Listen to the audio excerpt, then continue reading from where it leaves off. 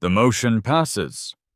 Brenda, president of the Oakwood Villas Homeowners Association, said it with a chilling finality.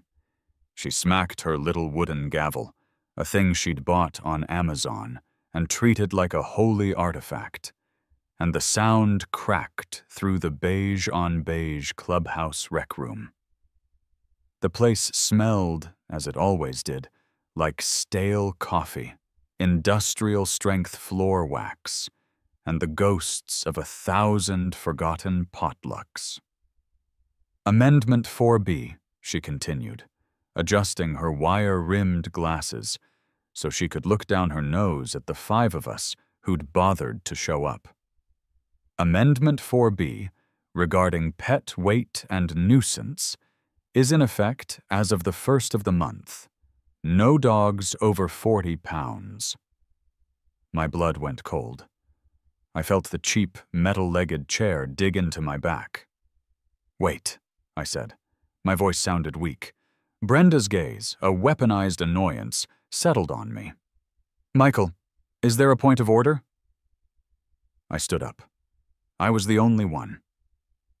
The other 4 people in the room, Mr. Henderson, who was definitely asleep, and the couple from 3B who were just here for the free donuts, all suddenly found the carpet very interesting.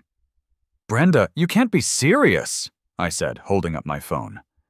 The lock screen was a picture of Barnaby, my 70-pound golden retriever, asleep on his back with all 4 paws in the air. "He's a golden retriever. The only thing he's a threat to is a dropped piece of cheese. You can't just ban him."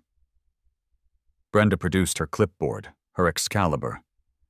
"Michael, the bylaws are clear. We took a vote. A notice was posted on the community bulletin board for 48 hours, as required." "The bulletin board? Brenda, the only thing on that board is a flyer for a missing cat from 2019 and your Re-elect Brenda poster." "The bylaws were followed," she said, her voice a flat line. "And frankly, your companion has been seen frolicking in a menacing manner on the common green." "Frolicking? Menacing?" My voice was getting high. "He was chasing a butterfly. A butterfly, Brenda. You've banned joy. You're the Grinch of Oakwood Villas. You've banned actual, literal joy." "The motion passes," she repeated, turning to the next item on her agenda. Item 5. The unacceptable shade of the new mailbox flags. As you can see, they are gala red and not the approved heritage maroon. It was no use. The vote was done. The rules were written. I had 30 days to rehome Barnaby. The next 3 weeks were a blur of denial, rage, and frantic calls to every lawyer in the phone book, all of whom politely told me that an HOA was basically a tiny, fascist dictatorship, and I had signed the covenant. Then the day came.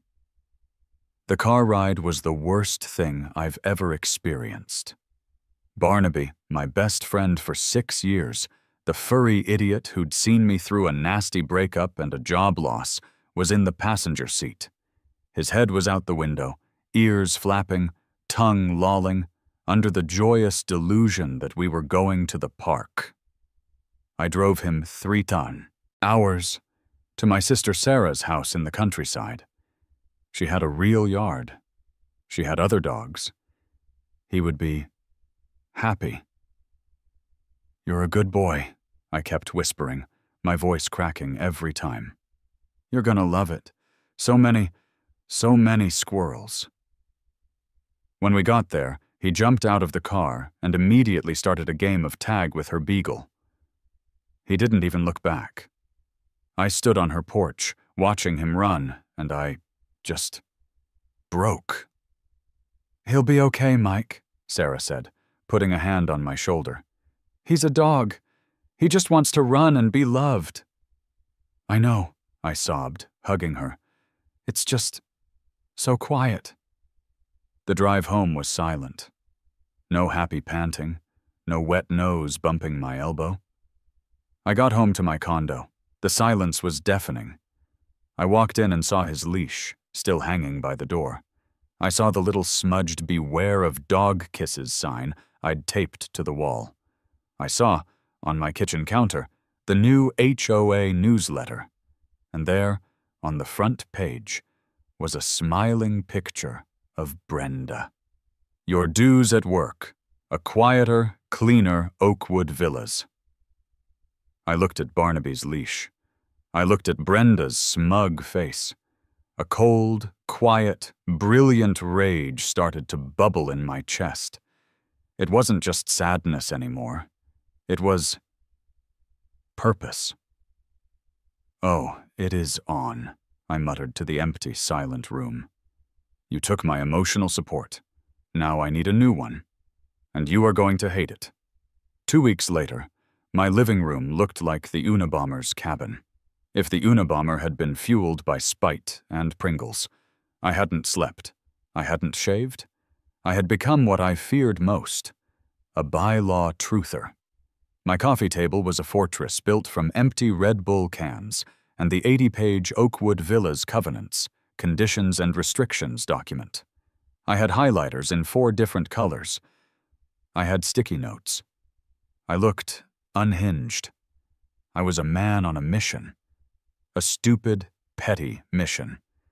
I'd read the entire document, front to back, 6 times. Most of it was soul-crushing nonsense about what precise shade of beige you were allowed to paint your front door.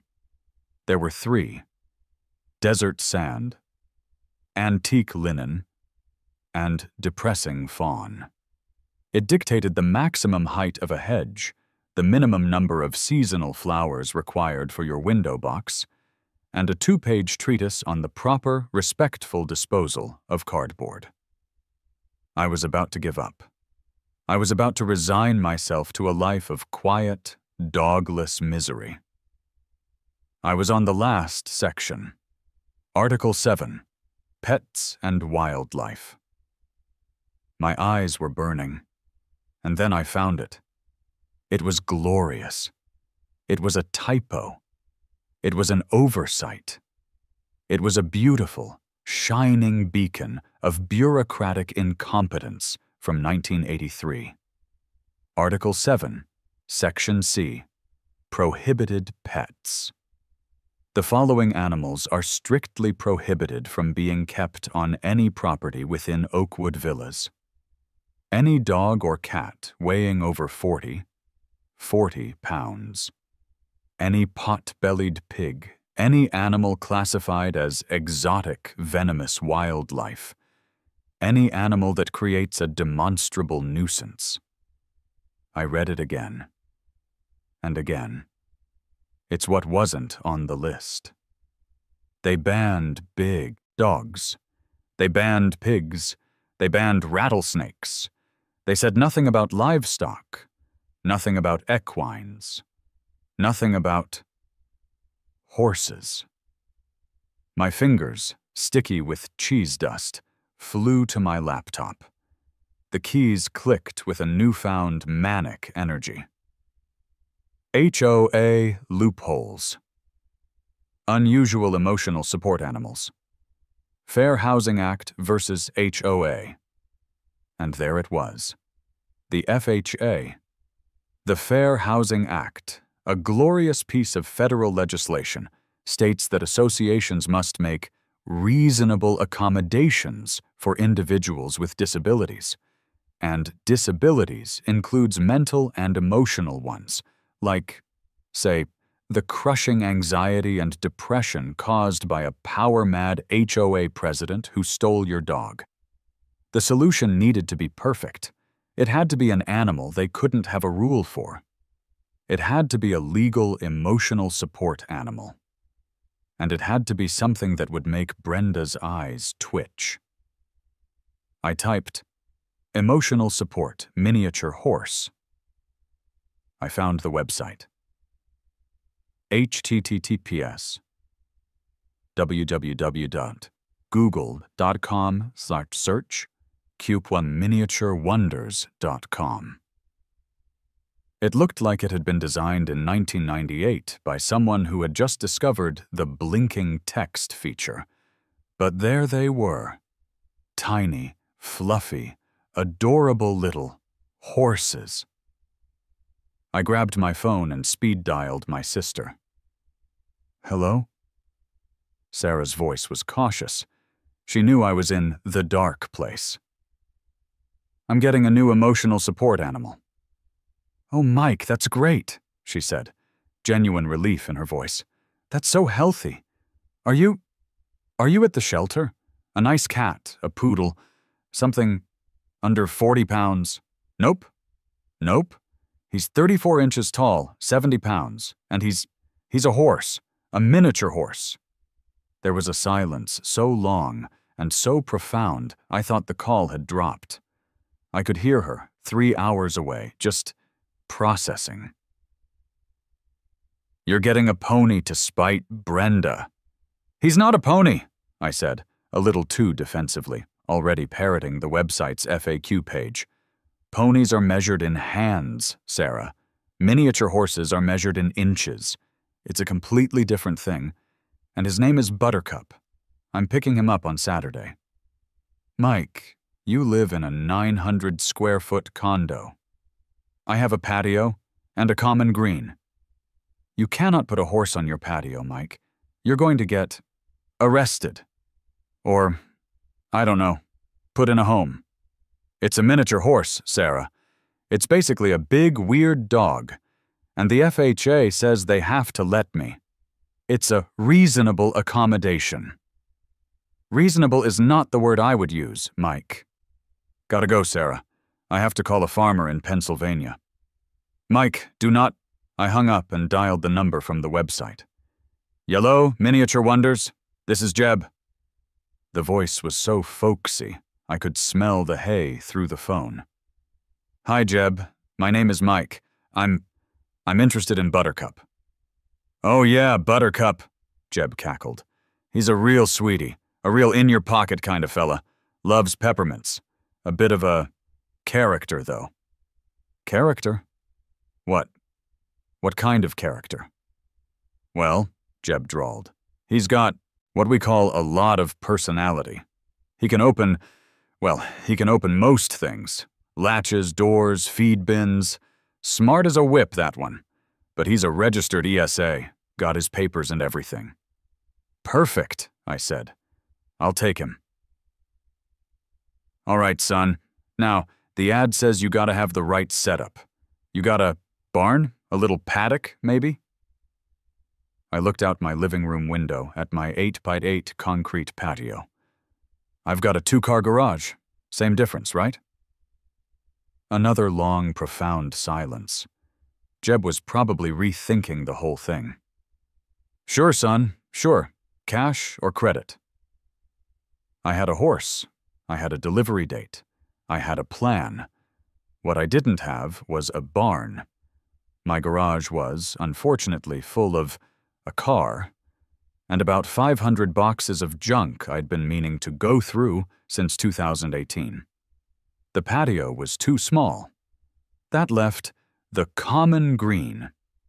Not my common green, but the sad patch of HOA-approved, meticulously mowed crabgrass that constituted my backyard. It was maybe 15 by 15 feet. It was perfect. I just needed a shed. I went on Yelp and found the most local-looking contractors I could. Skeeter's Sheds and Outdoor Solutions.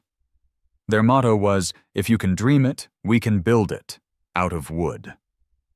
2 days later, a truck that looked like it had lost a fight with a bigger truck and then been put back together with duct tape and sheer willpower rumbled into my driveway. 2 men got out. The first was Skeeter. He was all business, wiry and weathered, with a tape measure on his belt and a clipboard in his hand. The second guy, he was just Roy. Roy was a large, silent man in overalls who looked at my condo with a deep existential skepticism. He pulled a plug of tobacco from his pocket, bit off a piece, and just chewed. "All right, Mr. Johnson," Skeeter said, his voice like gravel in a blender. Called about a custom shed. You said you wanted a Tanks 12 deluxe tool shed. We got the plans you sent." "I did," I said, trying to act casual, like this was a totally normal thing to want. I'm a big gardening guy, very into tools." Skeeter looked at my pristine, HOA-mandated patch of grass. Not a weed, not a flower, just grass. "Uh-huh. Gardening." "Right, so the shed. It just needs a few modifications." Skeeter sighed. "Modifications?" "Yeah. First the floor. Can we make the floor dirt? Just bare earth? With, like, hay on it? For my very sensitive, gardening tools. They rust. Terribly." Skeeter looked at Roy. Roy just stared at me, jaw working slowly. Roy spit. A perfect brown arc that landed precisely on an anthill. "Dirt floor." "Exactly," I said, my voice too high. "And the door. I need a Dutch door. You know, where the top half opens but the bottom half stays closed? So my tools can get some air. Ventilation, very important for the rakes." Skeeter was squinting at me now. "A Dutch door. For your tools. And this hay trough you drew in the plans?" Skeeter tapped the paper. "Ah, yes. That's for rake storage. Horizontal rake storage. It's the new thing." Skeeter looked at my drawing. He looked at my yard. He looked at Roy. Roy looked at me, then at Skeeter, and gave a single, slow shrug, as if to say, "The man's got money. I've got time." Skeeter took a deep breath. "Mr. Johnson, I've been building sheds for 35 years. Me and Roy here, we've built garden sheds, tool sheds, she sheds, and one very weird octagonal meditation shed for a lady up in the hills. And this," he said, holding up my drawing, "this looks a hell of a lot like a stable plan I built for my ex-wife's kid. The one who had the pony." I was caught. My gardening ruse had failed. I sighed. The energy drained out of me. "Okay, look, you're right. It's not for tools." "No," Skeeter said. "My HOA, it's run by a dragon named Brenda. And Brenda banned my dog." Skeeter's eyes, which had been hard and suspicious, softened just a fraction. "Banned Barnaby? The big yellow one? You know Barnaby?" "Kid, everyone knows Barnaby. He's the only friendly thing in this whole damn neighborhood. My grandkids love that dog." "Yeah, well, Brenda rehomed him. Said he was too big. Menacing, frolicking." Roy actually stopped chewing. Menacing, frolicking. "He was chasing a butterfly," I said, my voice small. "So," Skeeter said, putting the pieces together, "this tool shed, I'm getting an emotional support miniature horse," I confessed. "It's under 40 pounds. 70, I corrected myself. It's 70 pounds, but it's short. And technically, it's not on the banned list. I just need a place for him to be before Brenda finds out." A long, heavy silence hung in the air. I braced for them to laugh, to call me an idiot, to get in their truck and leave. Roy turned his head and spit again. And then he chuckled. A low, rumbling sound like a bear clearing its throat. Skeeter looked at Roy. He looked at me. He looked at the plans again. A slow, beautiful grin spread across his weathered face. "A miniature horse." He tapped the plans. "You're a damn genius, kid." Roy finally spoke. His voice was a deep baritone. "Brenda's gonna have a conniption?" My head snapped up. "You know Brenda?" Skeeter's grin turned into a snarl. "Know her? That witch fined us $500 last month. Said our truck was leaking unspecified fluids on the asphalt. It was rain from the AC." Roy nodded. $500. Skeeter slapped me on the back, hard enough to make me cough. "Son, we are going to build you the best damn tool shed in the history of the world. We'll have this up by Friday." "But what about the HOA?" I stammered. "You need permits for structures." "Don't you worry about a thing," Skeeter said, walking back to his truck. "This ain't a structure. It's a temporary storage unit, prefabricated. We're just assembling it. We're even going to throw in that horizontal rake storage for free." Roy chimed in. "We'll use cedar." They worked with a speed and fury I'd never seen. The sound of hammers and saws was a symphony of spite. They weren't just building a shed, they were building a monument.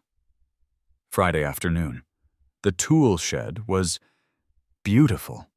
It was a masterpiece of cedar and spite, tucked perfectly into my sad little backyard. The Dutch door was a work of art. Skeeter and Roy had packed up, given me a "good luck, son" pat on the shoulder, and peeled out of my driveway, $500 richer. I was standing on my front lawn, vibrating with a cocktail of terror and excitement. And then, it arrived. A rusted-out two-horse trailer, pulled by a Ford F-250 that looked like it had been in a demolition derby, rumbled down my pristine, HOA-approved cul-de-sac. It screeched to a halt in front of my house. The neighbor's curtains twitched. Jeb, the farmer from PA, got out. He looked exactly like his voice sounded. Overalls, flannel shirt, and a piece of straw in his teeth. He looked at my condo, looked at the perfectly manicured lawns, and spat on the asphalt. "You're Mike?" he grunted. "I'm Mike." "Jeb, you got the cash?" I handed him the envelope. He counted it, folded it, and stuck it in his pocket. "All right," he said. "Gonna warn you, he's spirited today. Hates a long drive." He went to the back of the trailer and undid the heavy latch. The ramp dropped with a clang that echoed through the silent suburban afternoon. "Come on, Buttercup. Get on out here." And out clops Buttercup. He was not what I expected. The pictures on the website were flattering. He wasn't a majestic, tiny steed. He was a solid, hairy, 70-pound barrel with legs. He had a thick, wintry coat in the middle of July, a mane that looked like a 70s-era mullet, and an attitude. He immediately planted his tiny hooves on my lawn, snorted, and tried to eat my mailbox. The metal part. "No!" I yelped, pulling him back. "Bad horse?" "He's all yours," Jeb said, handing me a worn lead rope. He seemed very eager to complete this transaction. Like I said on the phone, he's spirited, hates lawnmowers, and for some reason the color beige. My blood froze. I looked across the street. Brenda's house. Brenda's house was painted depressing fawn. A light, sad beige. Her car, a Toyota Prius, was also beige. "Oh no," I whispered. "Good luck, son," Jeb said, climbing back into his truck. He was gone in a cloud of diesel smoke before I could even ask about a return policy. So there I was, standing in my front yard, holding a lead rope attached to a 70-pound, beige-hating horse. "Okay, Buttercup," I said, my voice shaking. Let's go to the, tool shed." "Yes, the tool shed." I gave a gentle tug. Nothing. He'd planted his feet. He was like a tiny, hairy anchor. Come on, boy. I have oats. I pulled again, harder. He snorted, a puff of hot air, and took a step, backward. Please, God. No, I begged. Just cooperate. For 5 minutes. That's all I ask. And then I saw her. It was like a scene from a horror movie. Across the street, her sprinkler psst-psst-psting on her perfect lawn, was Brenda. She was watering her prize-winning petunias. She looked up. She saw me. She saw the horse. The petunias were forgotten. The watering can dropped from her hand, hitting the pavement with a clunk.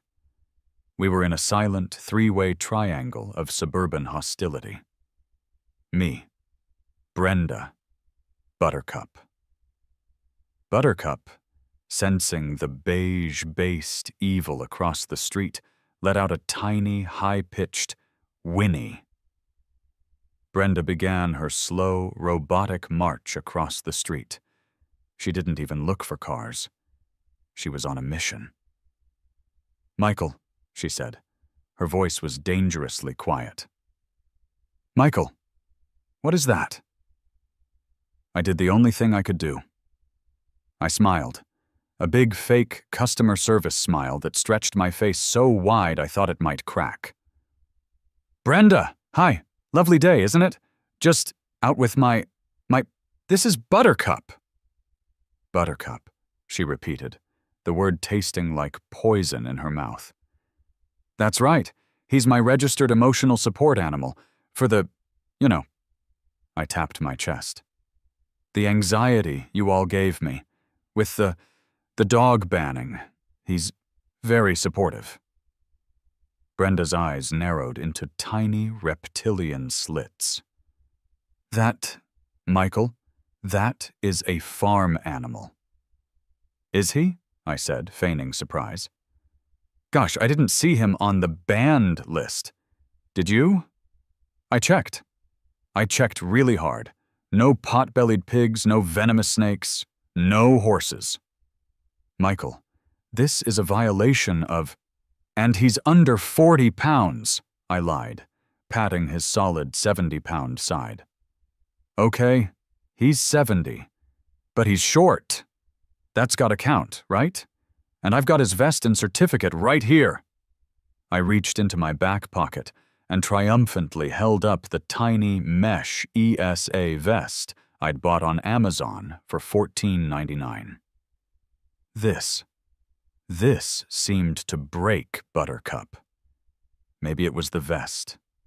Maybe it was the overwhelming aura of beige radiating from Brenda. He yanked the lead rope. It snapped, painfully, through my hand. Ow! Buttercup! He wasn't listening. He was free. And he was on a mission. He trotted, with a speed I wouldn't have thought possible, directly across the street, past Brenda, onto her lawn.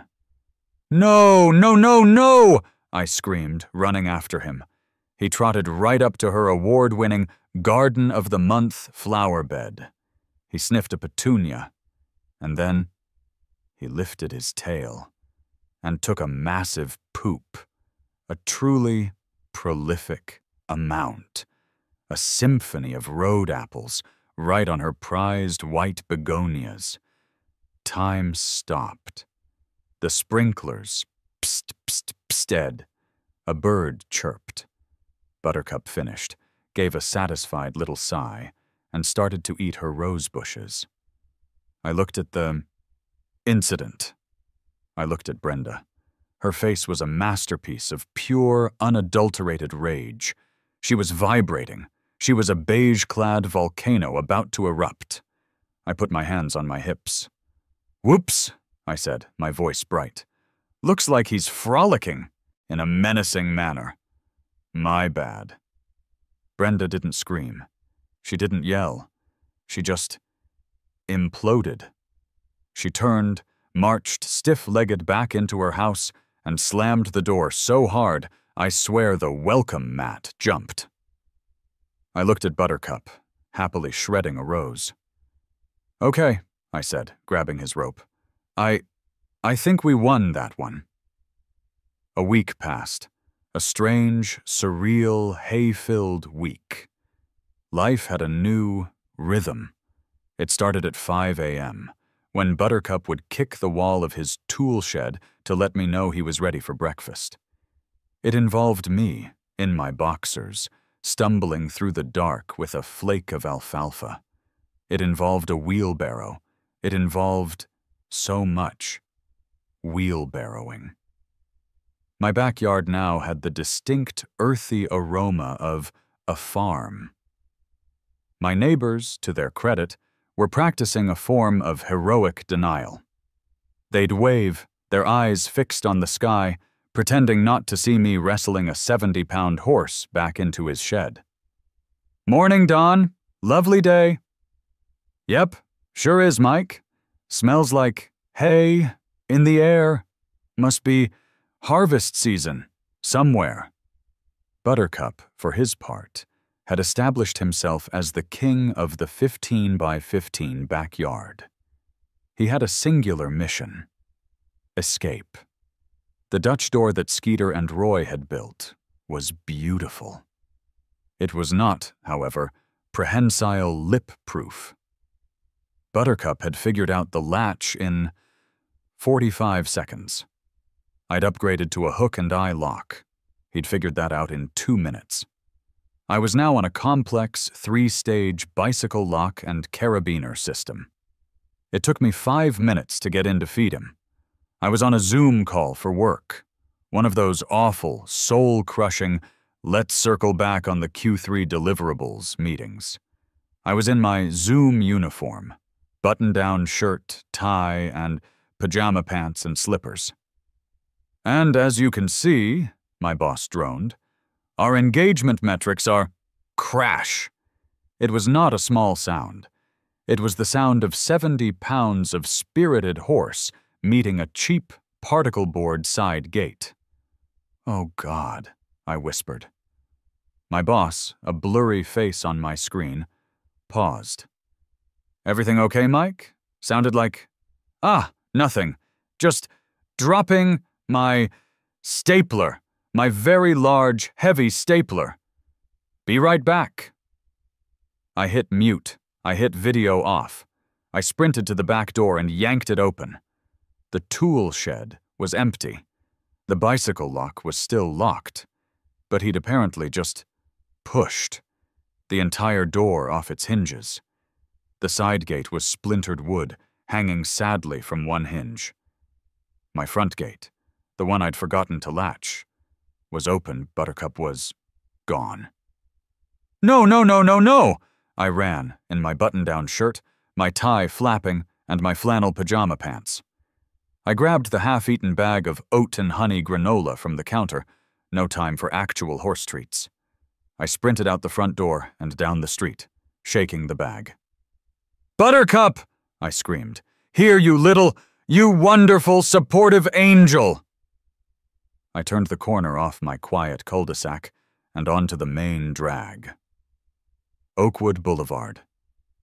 And there he was, in the middle of the intersection, happily licking the side of a stopped minivan. A green minivan with a terrified-looking woman in the driver's seat was just stopped in the middle of the road. And Buttercup was having the time of his life, just mlim-lim-limming the side panel. "Buttercup, get away from the van!" I ran into the street, waving the granola bag. This, of course, is when the siren wailed. A police cruiser, which had been 2 cars behind the minivan, flashed its lights. It pulled up, blocking the intersection. My life was over. The PA system crackled. "Sir, step away from the... Is that a pony?" The voice was tired. It was the voice of a man who had seen everything and was just done. "He's a miniature horse," I yelled, my voice cracking. "And he's my ESA! Buttercup, get over here! I have oats!" The passenger side window of the cruiser rolled down. I could see 2 officers. The driver, Officer Miller, looked about 50, with a mustache that had given up. The rookie in the passenger seat, Officer Rodriguez, was young, bright-eyed, and biting his lip so hard I thought he might draw blood. I heard Rodriguez whisper to Miller, "Did he say ESA?" Miller just sighed. He got back on the PA. "Sir, I'm gonna need you to get your emotional support, animal, out of the road. You're causing a situation." "I'm trying," I yelled, dodging a very angry-looking guy in a landscaping truck. He really likes salt. I think he's licking the road salt off that van." "Sir, it's July. He's very particular." I finally got to Buttercup. I grabbed his mane. He snorted at me, then went back to the van. "Come on, buddy," I pleaded, shoving the granola bag in his face. "Look, oats, honey, processed sugars." He turned, sniffed the bag, and his eyes lit up. He was mine. I lured him, oat by oat, to the curb. The minivan sped off, rubber screeching. Officer Miller got out of the car. He slowly walked over to me. He adjusted his belt. He looked at Buttercup. He looked at my tie. He looked at my Snoopy pajama pants. He just looked. For a solid 30 seconds. Rodriguez in the car had put his head down on the dash. His shoulders were shaking. Finally, Miller spoke. "Son," he said, and I could hear the decades of exhaustion in his voice. "I've been a cop in this town for 20 years. I've delivered a baby on the side of the 1-1. I've pulled a possum out of a vending machine. I've arrested a man dressed as a Star Wars for trying to fight a mailbox. But a man, in a tie, and pajama pants, chasing in the middle of Main Street at 10 a.m., is a new one." "He's a miniature horse," I whispered, defeated. "He's for my anxiety." Officer Miller looked at me. He looked at Buttercup, who was now trying to eat his ticket book. "Kid," Miller said, snatching the book back, "I think your animal is giving me anxiety. Do you have any idea how many livestock at large ordinances you're violating right now? He's an ESA. He's a horse, son, in the road. I gotta write you a ticket." "Please," I begged. "My HOA president, Brenda, she'll kill me. She's the one who banned my dog. This is... Miller's eyes narrowed. "Wait, Brenda? Brenda from the Oakwood Villas HOA? You know her?" "Kid, we get nuisance calls from her 3 times a week. Last week it was a suspiciously parked Amazon van. The week before it was aggressive wind chimes." He sighed, putting his book away. Rodriguez, who had gotten out of the car, snorted. "Sorry, sir," he coughed. "I'm letting you go with a warning, Michael," Miller said, seeing the sheer, pathetic desperation in my eyes. "But if I see this Buttercup on Main Street again, I'm writing a ticket so weird it'll make the news. Get a better latch."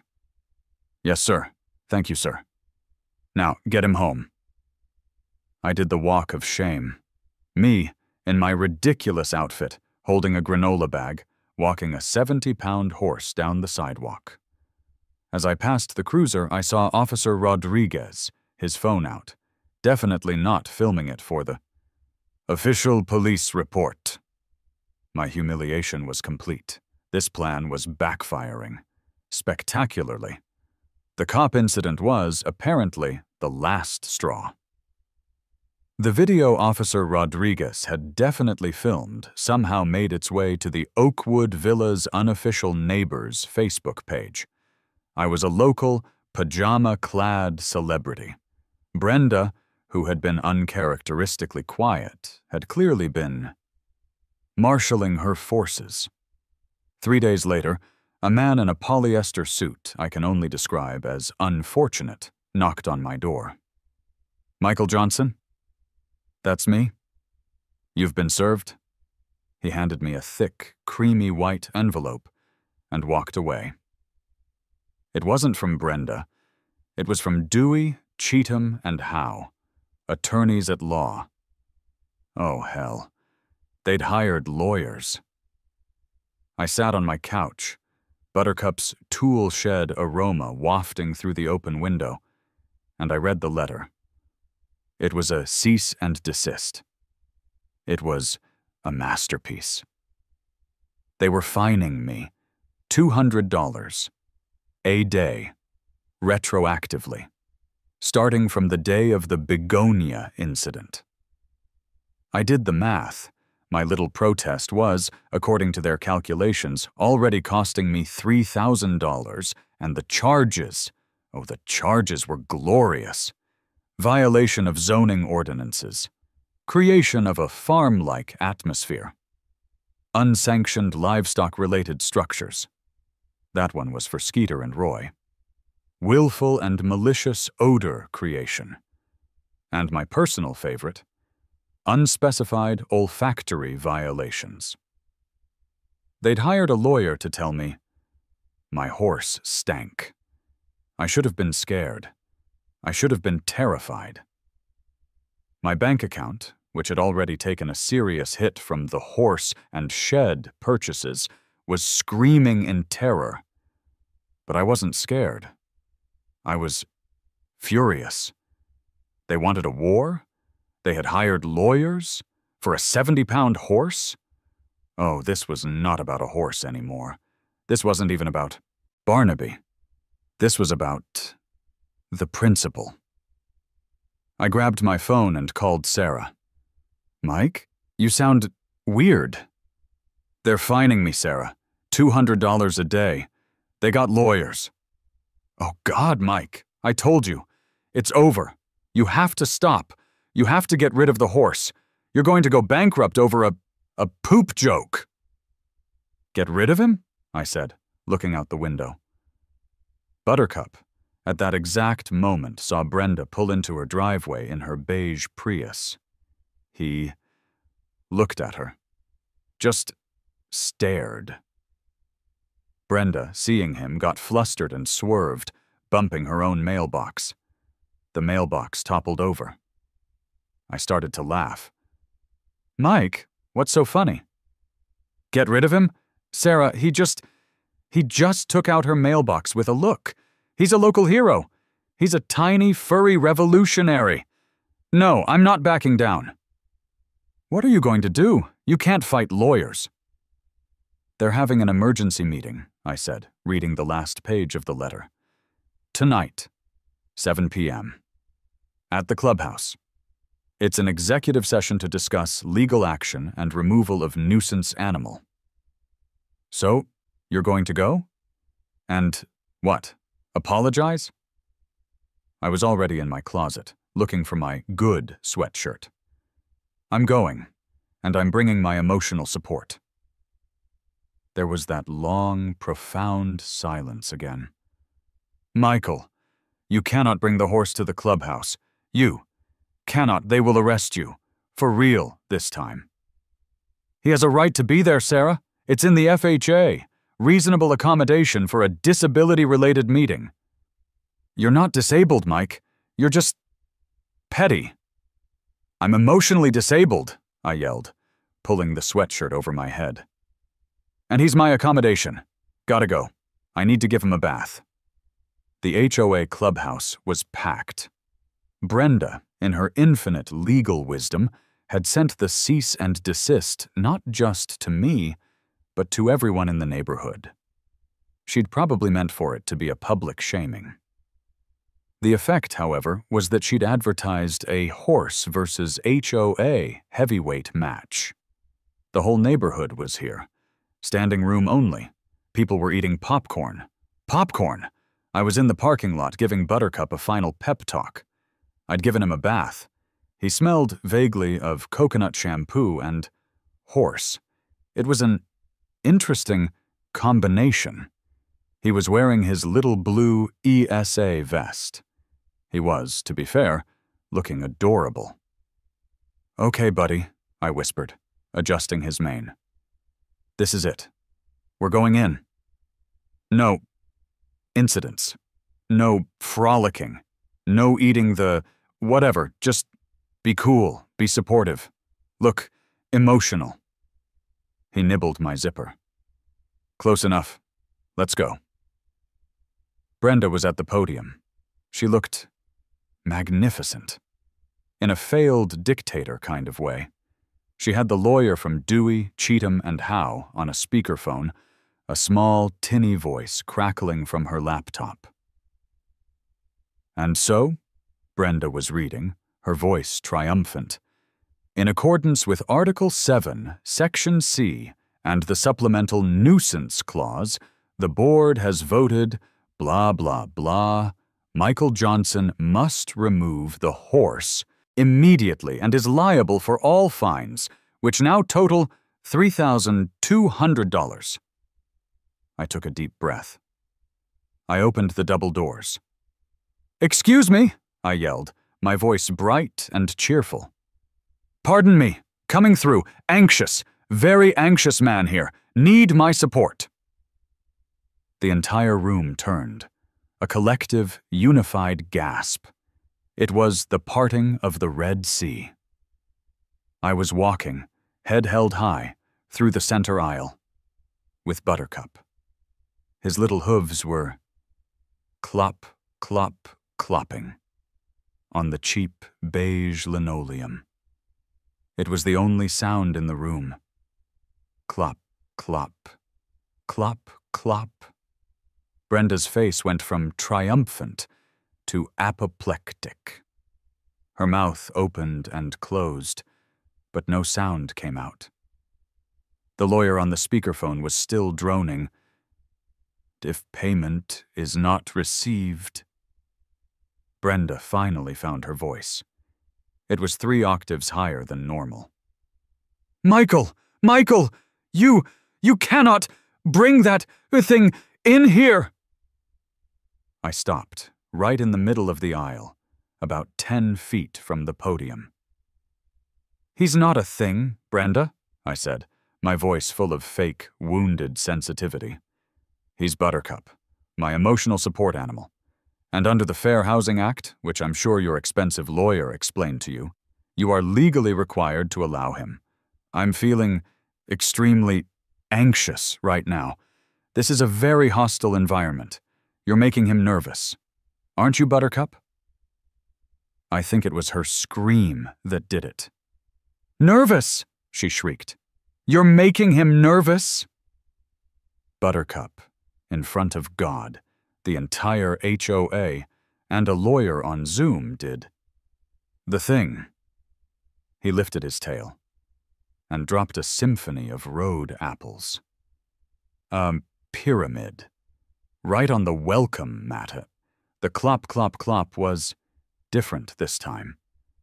The smell of coconut and hay was gone.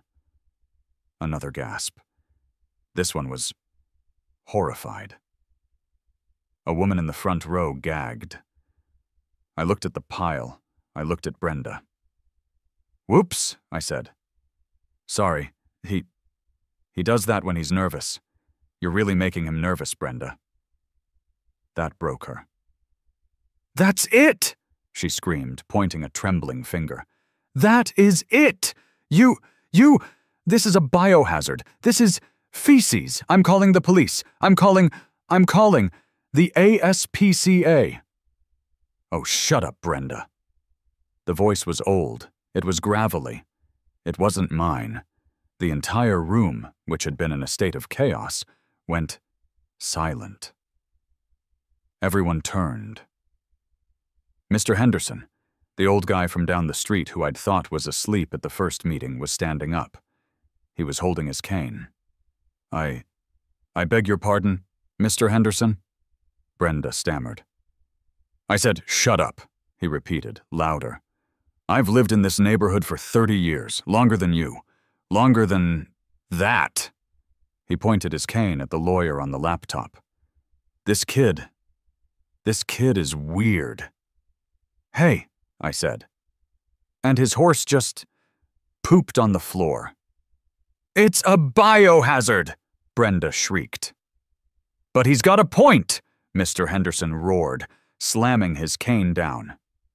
You banned his dog, his golden retriever, Barnaby, a dog that smiles at people. You banned him because you're a petty, miserable dead tyrant.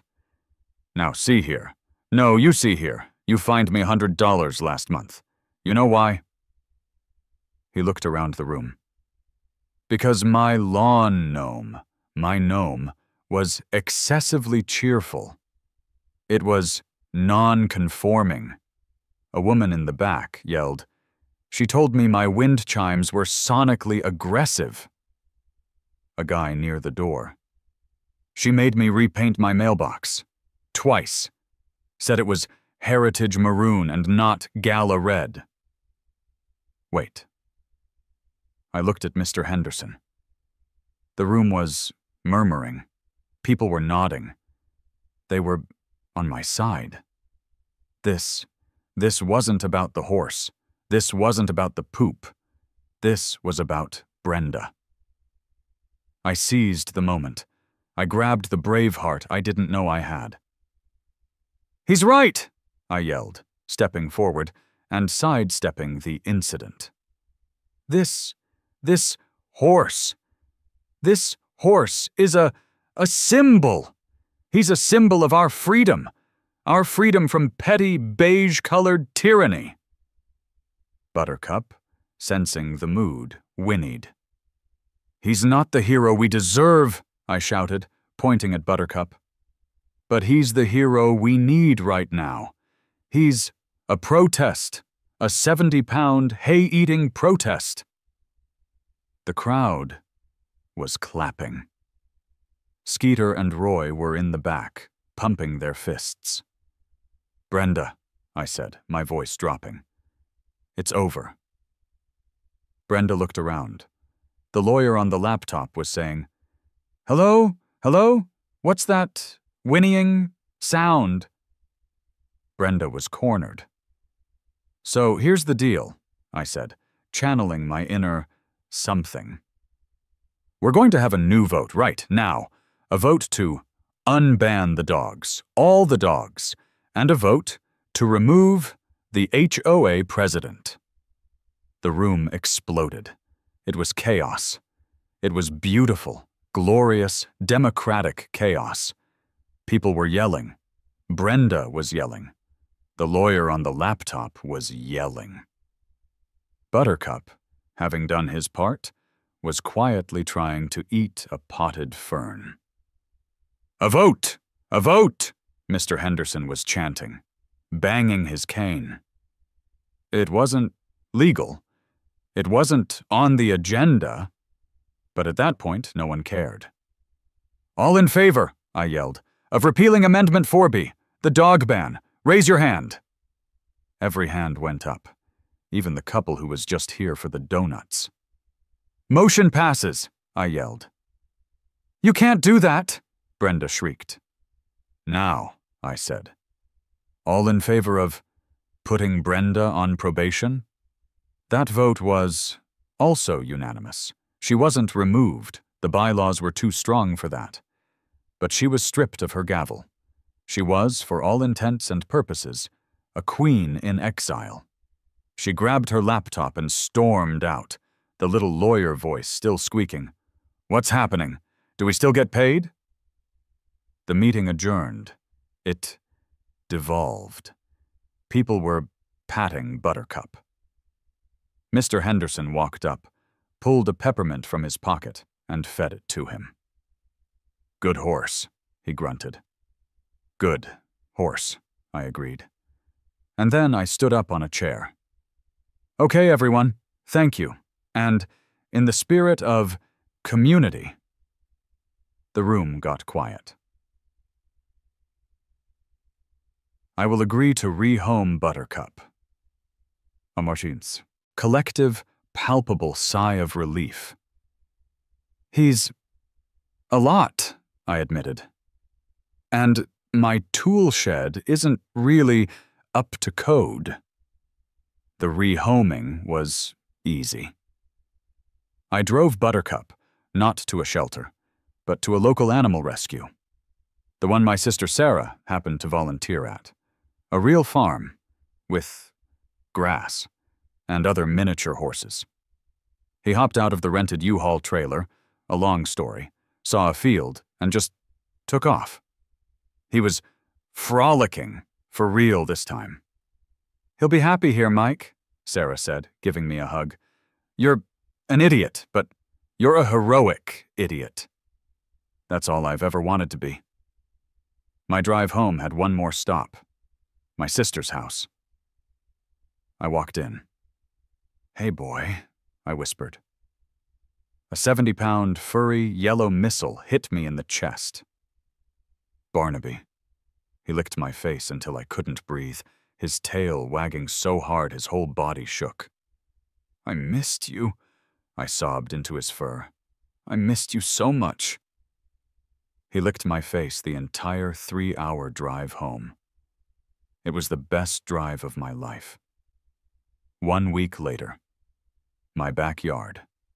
The pony shed was now a deluxe doghouse tiki bar. Skeeter and Roy were there. They'd come back, free of charge, to help with the renovations. They'd installed a mini fridge and a bar top. Barnaby was asleep on my feet, snoring. I had a beer in my hand. Skeeter and Roy had beers in theirs. It was perfect. "Kid," Skeeter said, taking a sip. "I've been to town hall meetings. I've been to divorce court. I ain't never seen a show like that. Ever." "The look on her face," he cackled. "When that horse—" Roy, who had been silently enjoying his beer, finished the thought. "Pooped." "Yeah," Skeeter laughed. "That. Legendary." We clinked bottles, and then I saw her. Brenda. She was walking by, on the sidewalk. She was walking her own dog, a tiny 5-pound, furious-looking poodle. It looked like a rabid cotton ball. It yapped at Barnaby. Barnaby just opened one eye, sighed, and went back to sleep. Brenda stopped. She looked at me. She looked at Barnaby, sleeping peacefully in his yard. She looked at the tiki bar, the unapproved structure that used to be a stable. My heart pounded, just once. I did the only thing I could. I raised my beer. "Morning, Brenda. Lovely day." She just stared. Her eye twitched. I think she was doing the math on the fines. And then she just nodded. A single, stiff, "I see you and I hate you, but I am powerless" nod. And she kept walking. I grinned. I looked down at Barnaby. "See, boy," I said, scratching his ears. "It's all over. All it took was a little horse sense." He licked my hand. "Now, who wants a treat?"